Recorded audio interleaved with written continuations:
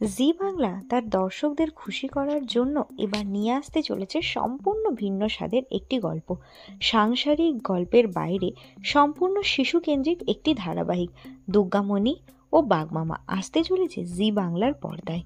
যে ধারাবাহিকে থাকবে না কোনো প্রেম, বিয়ে বা কোনো রকম সম্পর্কের ঘোরপ্যাচ।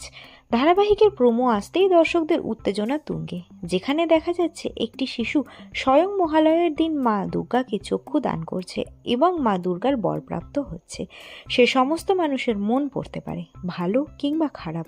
অন্যদিকে অন্যতম মুখ্য চরিত্র হিসাবে দেখা যাবে মানালি মনীষা দেকে, যার অভিনয় দক্ষতা বহুল প্রশংসিত।